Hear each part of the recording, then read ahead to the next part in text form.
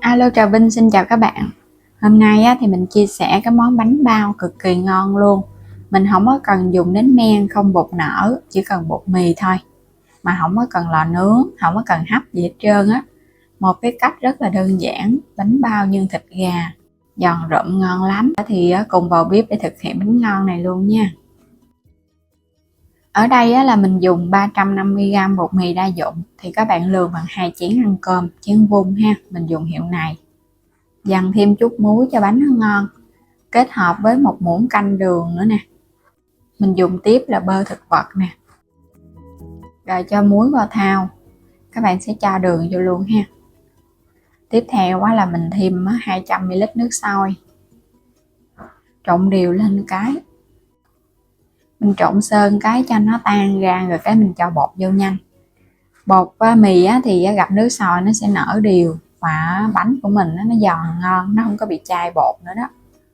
Trộn đều xong thì mình múc một muỗng cà phê vung bơ thực vật cho vô luôn ha. Bơ thì cho vào bánh nó thơm, bạn chút mình nướng lên nó cũng có màu hấp dẫn nữa.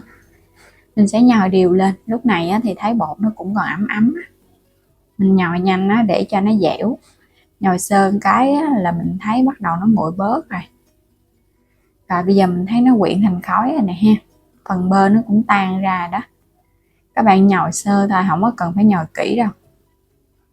Bây giờ mình sẽ để cái đây, đậy kín lại chút xíu để cho bột nó nở, khoảng 5 phút đi hả, quay trở lại 5 phút. Bây giờ các bạn sẽ nhồi sơ lại một cái, lúc này các sợi protein ở trong bột nó co giãn thì bột của mình nó mịn, mình dễ nhồi hơn đây, các bạn thấy nó mịn nè ha. Rồi đậy lại để qua một bên. Mình có ở đây là 300g nạc ức gà ha, để mình làm cái phần bánh bao. Hoặc là không có dùng thịt gà thì các bạn dùng thịt heo cũng được nha. Hôm nay mình làm thịt gà ăn cho nó lạ một chút. Bên đây là mình có một cây lạp xưởng khô, thì mình có bán ở trong kênh luôn á.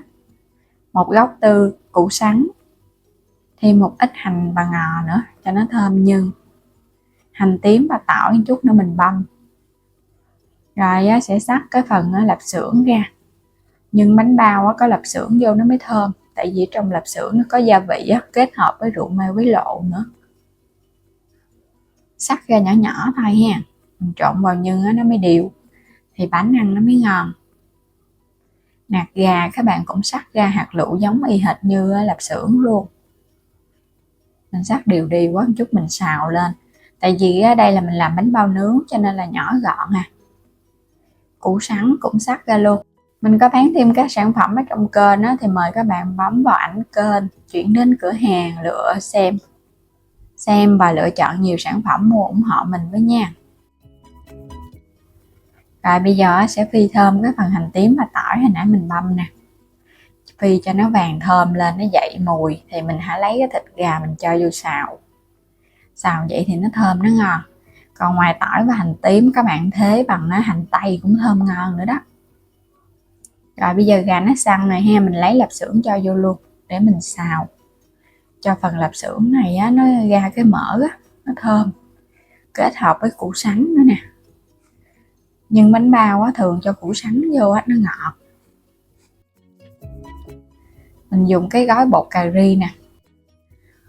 Mình làm ở đây là nhân cà ri gà. Làm cái cà ri này các bạn sấy lên nó thơm lắm, một chút nữa cái bánh nướng ra nó thơm giống như mình ăn cà ri vậy đó. Nêm vào trong đây muỗng canh đường, nửa muỗng cà phê muối, muỗng cà phê hạt nêm, một chút tiêu xay. Rồi xào đều lên cái nữa ha, cho gia vị nó thấm. Thì mình thấy phần nhân nó phải khô ráo, nếu mà có hơi ướt thì các bạn xào một chút nữa. Cuối cùng thì hãy cho hành ngò vô, xong rồi cái mình tắt bếp được rồi. Bột nãy giờ mình để cho nó nghỉ khoảng 15 phút thôi để cho nó nở. Bây giờ sẽ lấy ra. Đó, bột của mình rất là mịn luôn ha. Bột mì mà kết hợp với nước sôi thì nó mịn và nó nở. Rắc một chút xíu bột thôi, các bạn sẽ nhồi sơ lại khoảng 2 phút cho bột của mình nó co giãn tốt nó không có bị rút lại. Chia bánh luôn, mỗi một cái mình làm nhỏ nhỏ thôi. Chia ra xong thì phủ chút xíu bột áo rồi các bạn lặn từ bên ngoài vào trong để cho những cái viên bột của mình nó láng mịn, chút nữa mình cán ra nó tròn trịa nữa. Rồi làm lần lượt ha. Mình cũng làm tương tự những cái phần bột còn lại, giống như là mình làm bánh xếp vậy đó. Mỗi một cục bột thì các bạn cho chút xíu bột khô, sau đó thì mình cán mỏng ra. Bột sẽ không có bị co đâu. Đó, nó thẳng băng nè. Cán vậy thì khỏi cần phải dùng cái hình tròn để in luôn. Mình làm sẵn vậy là nó ra hình tròn này. Cán sơ qua hết một lần đi rồi chút các bạn hãy gói nha.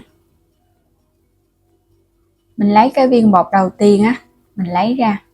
Các bạn cũng có thể cán cho nó mỏng hơn chút để dễ gói. Còn nếu mà quen tay á, thì cái cục bột vậy là được rồi, không có cần phải cán mỏng quá.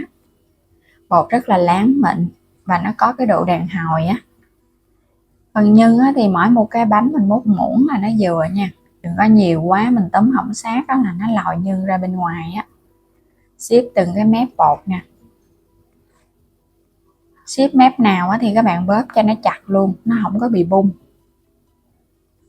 Làm thêm một cái nữa ha. Các bạn xếp tương tự giống vậy nè, giống như là mình xếp cái mối của bánh bao hấp vậy đó. Một cái công thức này không có cần dùng đến men. Làm xong hết rồi nè, mình sẽ dùng một cái lòng đỏ trứng gà kết hợp với sữa tươi. Các bạn sẽ khuấy đều lên ha, để quét cái mặt bánh á, cho cái phần bánh của mình nó nướng ra nó đẹp. Mình quét đều lên hết xung quanh luôn, chút nướng ra cái bánh nó vàng ươm mà nhìn rất là bắt mắt. Quét hết rồi á thì có mè á, các bạn rắc lên chút xíu mè lên trên mặt nữa. Mình nướng xong cái bánh nó thơm, có mè ăn nó cũng ngon nữa đó. Mình không có cần dùng lò nướng mà mình nướng bằng cái nồi chiên không dầu. Lót ở bên dưới là cái miếng giấy nến để bánh của mình nó chín, nó không có bị dính ha. Mình sẽ chia làm 2 lần để nướng. Các bạn sẽ nướng khoảng 180 độ C nha, trong vòng từ 12 cho đến 15 phút là được.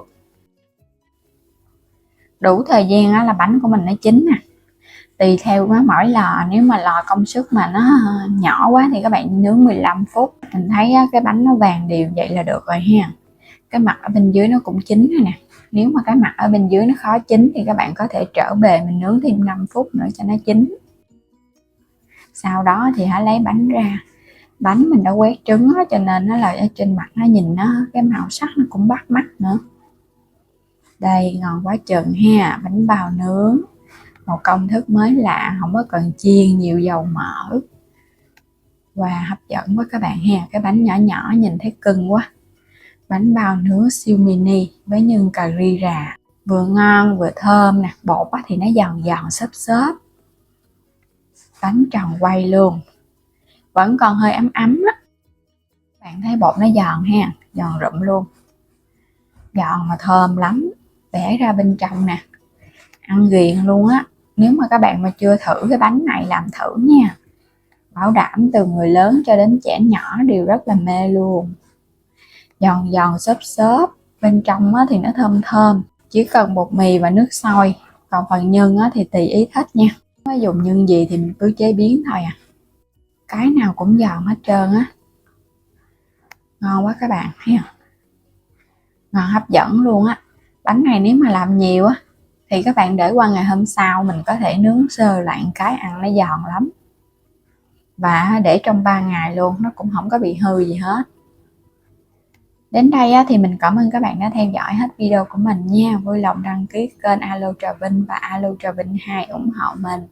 Và mua thêm các sản phẩm ở trong kênh ủng hộ mình nữa nha. Xin chào tạm biệt và hẹn gặp lại các bạn ở những video tiếp theo.